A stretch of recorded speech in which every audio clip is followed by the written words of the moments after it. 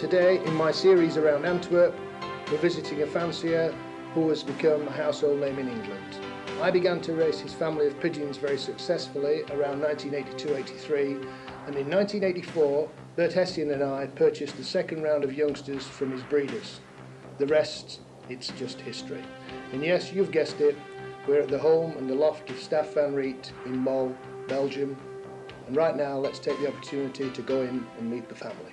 So this is the team, Staf Van Reet, his son Ronnie, and Ronnie's new partner, Look. Hi, Look. Drop more. Thank you. That's lovely. What about you, Ronnie? Are you not bothered? Thank you. No, okay. All right. Staf, you remember this letter that you wrote to me in October 84, which goes on to say that thank you for your letter, my letter of the 1st of October, and it's the confirmation of the second round of youngsters from your breeding loft that Bert Hessian and I picked up. I've kept that in my scrapbook actually for posterity because it's a very important letter. That was the start of the Staf Van Reet era in England. Now looking at the entrance to Staf Van Reet's lofts, and as we look at them we can see the one with the aviary, that's the one with the pan-tile roof, that's the breeding loft. The one directly above that, that is the loft where the 6 widowers flew to, which won 115 first prizes, 115 and 117 first prizes, can't remember the exact number. And it looks as though there's a loft over that. In fact, there isn't. It's just airspace for the loft with the 6 widower cocks in.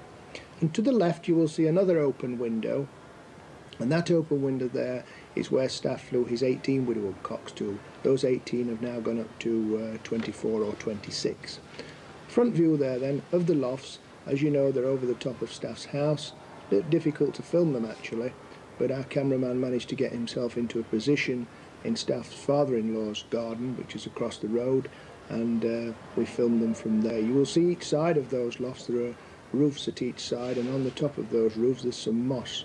I think Staf would have to be careful with his pigeons going on there, because there's no doubt about it, moss is the worst thing that you can have around for your pigeons. It is definitely poisonous and something to be avoided at all costs. So now we're in the breeding loft of Staf Van Reet. The breeding loft is in the attic, as is the racing loft, which is next door, and also the loft to which Daniel flew just above us here. That's a very, very small loft, and we'll get the opportunity to have a look in there shortly. I say it's a small loft. At the time that Daniel flew, there was Daniel, Dikke Prince, and the Prince. Daniel won 57 first Staf, was it? 57. Dikke Prince? 26. And the Prince? 32. 32. And which one is it that Grandelaar brought? Was it the Prince? The Prince, and he was the sire of the Stuka for Grandelaar. Father of the Stuka. Father of the Stuka, yeah. So, in here in the breeding loft, when I came about 1984, I think there were 16 boxes, but now, Staf, you have an extra 4 boxes, and there are about 20 boxes, 20 breeding pairs. As you can see, it's nothing fancy at all. In fact, when you look at some of these boxes, they must have been here, how old are these boxes? More than 70 years, I think. More than 70 years old. The loft is built in 1924. Which box was Daniel bred in? Can you remember? I think it was this one. Yeah? I think. I'm not 100% sure, because I have had so many breeders all those years. Yeah, yeah. But Daniel was not a beautiful handling pigeon, was No. it? Deep. Not deep, but long. A long pigeon. Yeah. And when I gave it to people in the hand, they said, oh, it's not so beautiful. But when I said he has 57 first prizes, then he was beautiful. Yeah, yeah. Always the same, always the same. What was the sire of Daniel? Can you remember the father? The sire of Daniel was a son of a cock that I became from the breeding station of the Scheemaker. Ah, yeah. The father of the Daniel was a red cock. So he would be Herman of Luther? Yeah. That's interesting now, because the red line that you have, is, of which Vos Wittekop and the other Vale pigeons, they were from Hermans of Leuthagen, and as we saw at the loft of Marcellis, the red line he has comes from Herman of Leuthagen. But Herman of Leuthagen actually had his pigeons from Brickel, And they were the fun flyers, the long distance flyers. Oh, yes. So now you're using the fun flyers for sprinting, for the short yes. distance, yeah. But yeah. I crossed them with Janssen pigeon. Eh? Janssen. Did you go direct to Janssen for Oh, pigeons? many times. Every year I pay them a visit. But every 3 years I bought a few pigeons. Yeah. All good ones? All good ones by Janssen on that time. When you needed good pigeons, you go to Janssen, you had very good ones. What was that, in the 70s? In the 60s and the 70s. 60s and the 70s. All very good pigeons. And what was the price of the pigeons then? From, The first one I bought was 1,750 francs. Was it? Yeah. But it was a lot of money on that time. Eh? Yeah. But now they talk about, the last 10 years they talk about 50,000 for an egg, Yeah, for a little one. Yeah, yeah. But in that time, the pigeons from Janssen were good pigeons. The best of everywhere. Yeah. Best of everywhere. Another good pigeon you brought in was from the Engels. I've seen him in the pedigree quite a bit. Karel Schellens. Van Karel, yeah. But Karel Schellens, his best breeder came from Engels. Eh? Yeah.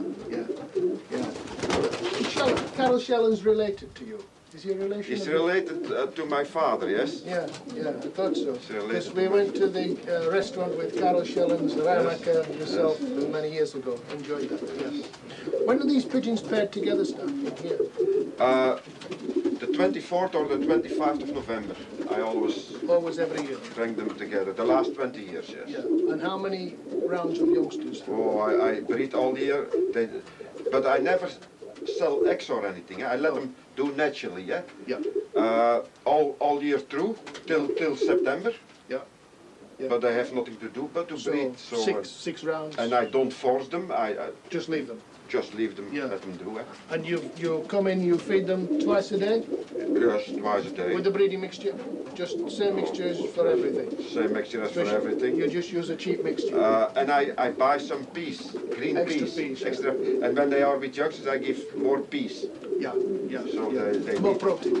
Yes. And do these pigeons go out, Staf, outside? These go not out anymore. The No. breeders and no, not. They're kept in, and they have a little bath in the aviary. Because the most have been racing, eh? Yeah. Most of them. Yeah. And in here we have just the grit and the pickstone. Yeah, that's in this one. Eh? All in the hopper, yeah. Yeah. So, and the food goes in there as well, as we Food can goes see. in So there. it's grit, pickstone, and food, all in the hopper. How old is the hopper? Oh, from before the war, I From think. before the war? Yeah. And here we've got the drink pot. Yeah. Just plain water. Clear water. No, nothing in. No, Never. Never. Just clear water. Clear water, yes. Yep, I think that's the reason the pigeons were so successful in our country. You fly Kievereen and occasionally Noyon, and only widowed cocks. Only with Only widowed cocks, yeah. When does the racing season finish for you? I always stop with the widowers on the first Sunday of August. First Sunday of It's the August. last flight. And after the season has finished, when do you place the new young cocks in the widowed section so they may take their boxes?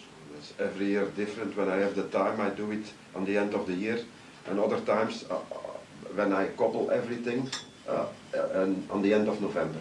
End of November. No, it's different. But you don't race young pigeons, do you? Never. In fact, very rarely do you keep young pigeons here. I don't keep young pigeons here. I have a garden 2 miles from here, Yeah. and Ronnie, my son, I bring the young pigeons to Ronnie, Yeah. and he treats them and let them learn them on, and then on the end of the season I bring them to my loft. Yeah. I bring them to old hens, the cocks. And how long does it take you to get them used to the new loft? Oh, 1-2 times. 1-2 times? And they're there. The one who which dure longer are not good. They are too stupid. Now, the one thing that fanciers watching this video will notice is that normally I would have some products on the table, but there are no products on the table. When I first came to see Staf in '84, I asked him how often he treated his pigeons for trichomonas or canker, and at that time he said Never. I said, do you treat for anything? He said, nothing. And the only thing that ever goes into the water pot here is pure water. It was like that then, and it's like it now. I think one of the reasons that the Staf Van Reet pigeons have been so successful in England is they've got a superb immune system. And that's been developed simply because Staf never treats. I believe he did one treat for canker when he was flying in partnership with Verbruggen, and you had a super performance in the national Staf. On Limoges. In Limoges. Can you remember the places you had in the national? Was it second? Do you begin with second? No, I had 7 pigeons. I basketed 11 pigeons, and I began with the national, with the 4th, the 7th. I don't remember just, but the 7th pigeon had a 26th prize. So you got 7 pigeons in the first 26 yes. of the national from Limoges. From Limoges in 1975. In 75, and you treated the pigeons for trichomonas or canker week before or just before they went to the race. Can you remember? A week before. A week before. A week before. And what did you use? It was M-Trill. A man of Turnhout brought me that. He said, you must give that once to your pigeons. Yeah. Because it's good for trichomonas. Yeah. And I did it, and I had fantastic result on Limoges, and also with the young pigeons on that time. We raised also young pigeons. Also on Montargis with the young pigeons, yeah. Everything away. All the best prizes. And then afterwards, what happened? Wow, it didn't work anymore afterwards. Did you try it again? I tried it again 2 times and it didn't work anymore. No good. So you've never used it from then on? Never used it again. Just water? Just water, yes. At this time of the year, do you give your pigeons any special mixture for molting, or is it the same all the time? It's the same all the time, but I buy, on the end of the year, I buy a mixture of some seeds. Right. Small seeds. And I give that with a normal mixture. Yeah. Yeah, so you mix it in? Or I take it in another pot and I give it some hands. Yeah. It's not. Just a little bit. Yeah. How often do you let the pigeons out during this time of the year? Normally they are always out after the season, day and night. I have a small entrance for the pigeon that's always open. They can go out and in like that. So in day and night. England we would say open loft all the time, open in loft. and out, all the time. Till the end of November when I start again for breeding. Yeah. And then I must keep them a week in that they have the boxes and everything. Yeah. And then again they have the little out to go out and. So as soon as the pigeons have got the boxes and they start to lay their eggs, in and out again, in and out free again. loft all the time. Yeah. Till 3 weeks before the races start, and then I start by doing it in the evening. Let them out. Yeah. Now, when do you take the youngsters away from the racing pigeons? How many days old? 20, 22, 24? 22. 21, 22. Yeah. And do the hens lay again, the females? No, that's in winter, and then they don't lay so right. so fast. So you take the youngsters away, and the hens away. And the hens away. And the hens away. And then the cocks are alone. The cocks are on with it. You don't bring the hens back and pair them again before the season? No, never. The cocks then start on the widow. Yes. And then they go out once per day. Once a day in the evening. Between 4:30 till about 6, yes. when the weather is right to do that. Yes. Yeah. That's it. And is that the time you start the feeding system with the barley? Yes. This is something I think the viewers will be very interested in. When I first came to see Staf, I thought his feeding system was quite unique. He'd actually designed it around his lifestyle, because Staf normally used to go to bed at 4 and 5 in the morning. I think that's right, isn't it? That's right. Your mum will know better, but this is right, isn't it? Yeah, 4 and 5 in the morning, and probably get up about 12:30 to 1. I know that's right, 1 o'clock, because I used to call around for him at 12 o'clock, and he never got up at 1 o'clock. So this system was designed around his lifestyle, and it consisted of a hopper full of barley, always in front of the pigeons, apart from the night before basketing day. So barley in the pot all the time, in the hopper all the time, and then after the pigeons had exercised for 1.5 hours in the afternoon, they used to come in to a spoonful of sport mixture. Now, Staf doesn't buy any particular brand of sport mixture. It's the cheapest, isn't it, Staf? Mm-hmm. Whichever is the cheapest, but looks good. Yes. The corn must be good. Yeah. Yeah. Now, every time they come back in, they have a spoonful of that in the box. In the box, yes. How big is the spoon, Staf? It's a soup spoon, a normal soup spoon. So that's a 15 ml spoon in our country, in England. Was it flat or was it raised? More. In the beginning of the week flat and on the end of the... Raised. Raised, Yeah. yes. And then you basket the pigeons on Saturday for racing Sunday. Yes. And all Saturday, the barley is out of the hopper and the food is in the hopper. Is that right? Yes. Yes, yeah. Yeah, I thought that's the way you did it, yeah. And you still do it that way today? Still do it that way. And the pigeons just go out once a day for 1.5 hours. Yes. Do you lock the windows? Must they stay out? Or can they come in and out? That I changed. Right. Before I let the windows open and now I close them. So they have to stay out for They 1.5 have to stay out. And when you open the windows, the pigeons come straight back in. That's why I do it. Yeah, so they all come in together. Straight in together. And that is then in the box. That's in the box, In the box. one soup spoon. Yeah, but the pigeons are never hungry because there's barley in the hopper on the floor all the time. And always, when I give no barley, they may have just their spoon, Yeah. they go back to the barley and take some barley. Yeah, to fill up. Yeah, to fill up, Yes, yeah. It's an excellent system, that, there's no doubt about it. Now, before you start to race, before the first race, how many times do you take the pigeons away training, the woodcocks? 3 times. Myself with the car 2 times, and then they go to 80 kilometers. Yeah. So how far do you take them in the car? The first time 20 kilometers, the second time 30, and then 40, and then they go together with the basket, with all the pigeons together, with the club for a training. And how far is that? 80 kilometers. 80 kilometres, about 50 miles. Yes. Yeah. Yes. Now, once you've done that, do you take them by car again in the season? No, never. Just Never. just exercising, training around the loft. Around the loft, yes. So 3 times and then once with the club. Now, when you take them away, do they see the hens when they come back? Yes. Training. So you No. But by letting them out. No. By car. from the training, always the hens in the box. In the box, yes. The bowl. The bowl also. So you give them the bowl. Is the bowl in the box all the time, all week, and then No. you turn it over? No. You take the bowls away, don't you? Take the bowls away, yes. And then before the hen, the bowl. For how long? The bowl.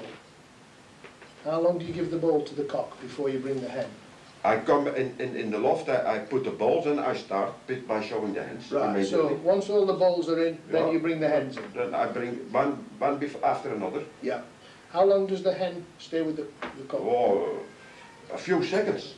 That's all. Yes, but when they come home, Yeah. they stay in about 15 minutes together. 15 minutes. Is that from Kivrain? Yes, and Wajo also. And Noyan? No. Same, if it doesn't matter whether it's Kivrain or No, Noyan, they only stay for about 15 minutes. No difference. I won't ask you what the water programme is throughout the week because I know what it is. It's just plain water, Yes, all the time. yes. When the pigeon come back from the race, do you put anything special in the water? No. Never. Put in water. Right. They have grit in front of them all the Yes. time, and pickstone And in big front yes. all the time. How many cocks do you race now, Staf? How many racing cocks? I can put now 26 on one loft and 10 on the other loft. Which is the loft they fly the better to? Which loft do they fly best? It's the same. Same. No difference. Apart from when you had Daniel, Dick, Prince Yeah. and Prince. I always put it that I thought were the best Yeah. above. But that happens once in a lifetime, doesn't Yeah. it? I had one white nose, just one pigeon in my lifetime. Yeah. What about the females? You keep them all in little boxes. What about feeding them, Staf? What do you feed them? The normal food I have, the cheapest food they have. Same as the cocks. I give them 1 soup spoon a day. Right. The cocks 2 soup spoons Yeah. and the hens only Yeah. 1 soup spoon. Right.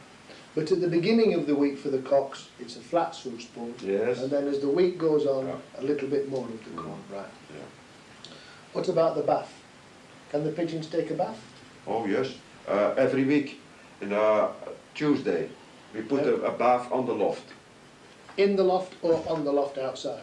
We put it, the last years we put it in the loft. Yeah, yeah. Anything in the bath water or just plain water? No, nothing, water. Just plain water. Do you use anything on your pigeons to keep the mites and the ticks off? No? Nothing? Nothing. All very natural.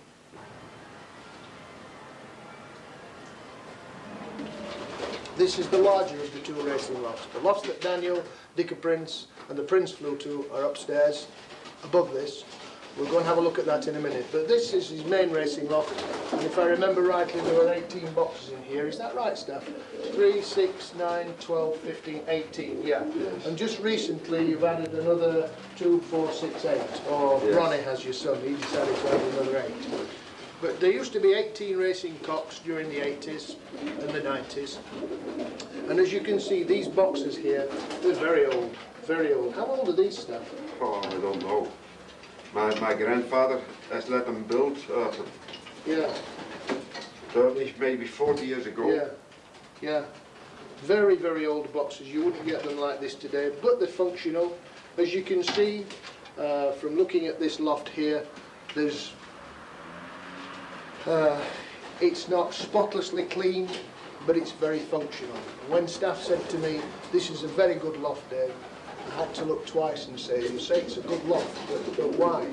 And he explained to me that it is very dry indeed, and in the summer it is very warm. Whilst there is cover over the roof there, if you look through there is plenty of air can get up there. And all glass there, so the sun shines in. Beautiful. Staf, you're holding a pigeon there now. One thing you will notice about Staf Van Reet, he's a wonderful handler of pigeons. In fact, it's said that he's probably one of the best selectors around at this moment in time, and he is. I've always admired the way that Staf holds a pigeon. Staf, is he one of the best racers? Yes, he was the last 4 years the best one. Yeah?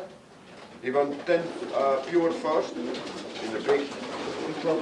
Big birdie. Yeah, Pigeons, yeah. yes, and always ahead.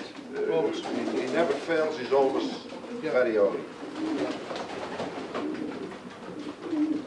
Which is the line of this pigeon, Staf? His father is half Sontjes. Half Sundays, yeah. Father, Yeah. half Sontjes. But the mother is pure of my old strain. The old strain. Mother is a daughter of the Daniel. Yeah. Mother is the daughter of the Daniel. He's a beautiful. Yeah, mother of the cock, Yeah. of the father. Yeah. He's But he's a beautiful pigeon. Lovely balance and everything. a very good pigeon. Yeah. One of the best I've ever had in my life. Yeah? Yes. It's a good one. It's a good one. Yeah. Where's his box? Which is his box? Here is his box, but he never stayed in. Come with. So we've taken a look in the large racing loft now. I think perhaps it might be an idea, Staf, if we were to go upstairs and have a look at this tiny little loft where Daniel, Dicker Prince and the Prince flew. So we're now standing in the loft which Daniel, Dicker Prince and the Prince flew to. As you can see, there are 6 boxes down there. 2, 4, 6. Very old boxes. Staf, your grandfather flew in here when? Since the 20s. Since the 20s. Yeah. Since And there was always just 6 boxes in here. 6 boxes. Apart from over the last few years, Ronnie has put an extra 4 down there. Yes. But always 6 boxes. So the pigeons were there, and here are the windows where the birds go out. If I can just go there, pigeons fly out there. In total, I would say that this loft is about 2 metres square, no more, no more. Now, Staf, which was the box that Daniel flew to? That was the box of the Daniel. And he had 57 first prizes? 57. Yeah. And here was the Prince. And he had? 32 first prizes. Yeah. And here was the Dicker Prince. Yeah. 26 first prizes. Yeah. They were 3 brothers. Yeah, so like 20, 40, 70, 80 odd prizes. First prizes with 3 brothers. Yes. Yeah, all wonderful pigeons. Yes. Yeah, fantastic pigeons. Very simple loft, very old hopper on the floor, small water pot, grit and pig stone, and that's I can show you no more. That's it. It's just a very, very small loft. The air goes out there and it comes in there. Pigeons come in and out here. How do these nest boxes work, Staf? Does that pull? Oh yeah, yeah. Yeah, very, very simple. Yeah. I see. Yeah. And there, yeah, the ball goes. Yeah. And The hens are there, and, yeah. and so it stands. The cock stands and the there. cocks come Yeah. in. Yeah. I race here since 45, and I've won here on this loft more than 500 first prizes. 500 first prizes. More than 500. To this tiny little 6-foot square loft with just 6 boxes in it. Yes. And those boxes, by the way, they're about 12 inches, 24 inches, and in depth they are 10, 20, and they're about 22 inches in depth. Very simple widowwood boxes, as you can see. Both that side opens and that side opens, and then there's just a slider down there. They are maybe one of the first widow boxes in Belgium. Yeah. Because my grandfather raced since 1933, I think. He races widowhood on this loft. From 1930, yeah. Yeah. Fantastic. He must be one of the first of Belgium. Yeah. And did he build the boxes? Yeah. He make the boxes? He let them built by another man, I think. Another man, yeah. And these are still the original fittings. All these, yeah. They're all original, yes. Yeah, yeah. Look how old the hinges are, yeah. And you just occasionally, do you whiten? They must be older than me. I'm 65. They must be older than me. Yeah, yeah. Okay, so I wanted all the viewers to have a look at the loft that Daniel Prince and the Dicker Prince flew to. Staf just explained over 500 first prizes to this small loft. Fantastic results. Yeah. So I'm now coming out of the loft with the 6 nest boxes for Daniel, etc. I once remember writing a ring number on this wall around about 1984 of a young cock that I said to Staf, I think that will make a super pigeon. But he's done something very unusual. He must have painted it out. It's not very often he does things like that, but anyway, there you go. So we're still in the upstairs attic part of Staf Van Reet's home, where the loft is. Through there, the breeders. Up above there, the loft for 6 widowwood cocks with the Daniel, etc. And further through there was the first loft we filmed for the racing, which was the larger loft. Now here, at this side of the corridor, is the venue, or the place where Staf keeps his widowwood hens. And they're kept very simply. They're all individually boxed. And what Staf does in the season is he'll place a sheet of newspaper under the box there. As you can see, the pigeons stand on some wire. Droppings come out there. Once a week he takes the newspaper out, puts it in a bucket and replaces it with new newspaper. That's the water pot. It's a simple flora dish. It's been well washed out, and the food is in a pot like that. But during the season the pigeons are on, the hens are on barley nearly all week. So that's it, that's how they live. They don't get any bad feathers or anything, as you can see, because in these boxes there's plenty of room to move about. They're not cramped, so the pigeons are always in good condition. The hens are anyway, and they're always ready to go to see the cocks at the weekend. So very simple system. And it's important to keep the hens in good condition, and as you can see here, they are in good condition. 1, 2, 3, 4, 16 boxes there, and 16 boxes at this side which face the window. Okay, so there you've got a rough idea of now how Staf keeps his hens. He keeps them well, in good condition. Do you remember in '84 I came and you took me to the antique dealer to see the Daniel? Oh yes, Yeah. yes. And but unfortunately he was not there. He was with Grandela. Yeah, because you remember, because he would stop filling his eggs then, didn't he? Yeah. Was it '84 when he finished the Daniel? I think so, something like that, or 85. I don't know. I Don't know don't exactly. remember exact. Yeah. But he was from 76, eh?